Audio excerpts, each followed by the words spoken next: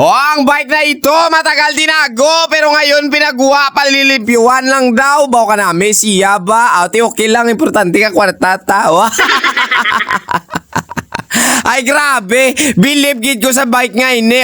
Kita nyo naman naka 3x pa, naka old mga guys na mga disenyo pero ang mga pyesa sobrang bigatin. Ang mamahal di puta. Gago! So magandang morning sa inyo mga guys. Mo ngayong adlaw pala ang tinulong nga bike nga ini ay so sa ipapalimpiwan ni Idol, ipapa-overall cleaning daw. Baw ka very good sa aton nga daan magubra. Ay abo talaga na. Pinapabugal ko ginayang akon pangamot sa paglimpyo. Pinapabugal ko talaga na kasi bigay sa akin yan ni Lord.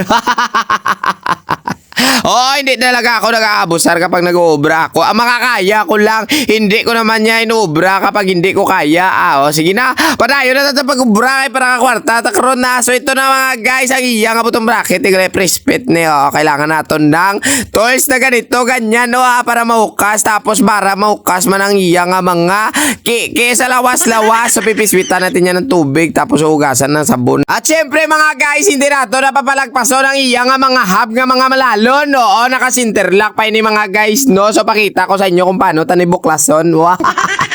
Meron tayong ginamit mga guys, no, na Allen tool. So 5mm bla na kunuyat damo.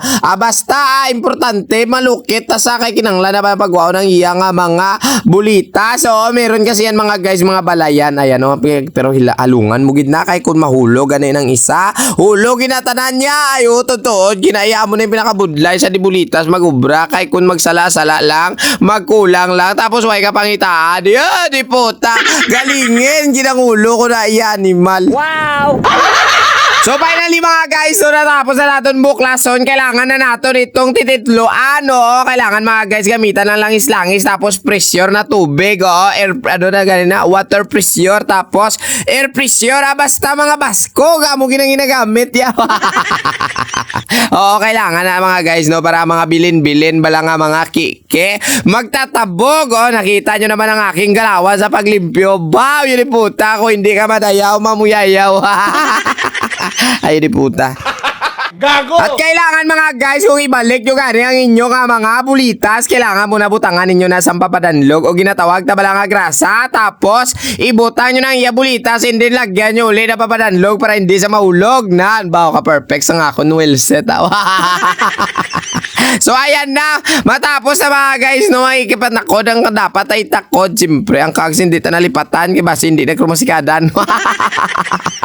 So ayan na, matapos na mga guys, itakod ang iyang kag. Siyempre ito naman tayo, naglagay tayo ng bottom bracket bearing nya. Labas loob mga guys, papaidan talaga natin na papadanlog para perfect na karon bla.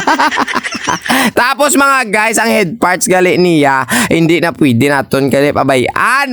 Pag okay pa, pero pag hindi na ate limpiwan ta. Di ba la? Teka hindi na sa limpyo, ate limpiwan ta. So inuslo naman mga guys, si Boy Alo Black, no, mo nagaling partner na nga gwapo, bisan daw lipid bro, gwapo na iya. Gago!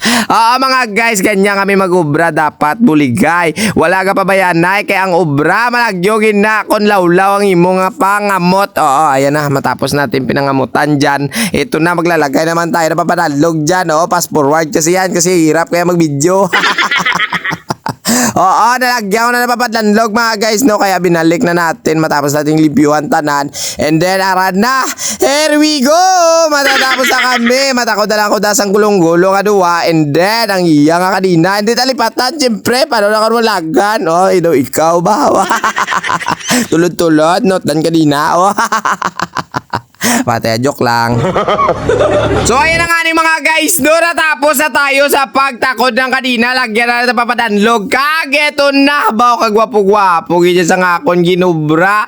Testa na lang kita ni Dre. Manamo kayo, salamat. Ano along nga mo perme kay malong man ko. Abawa.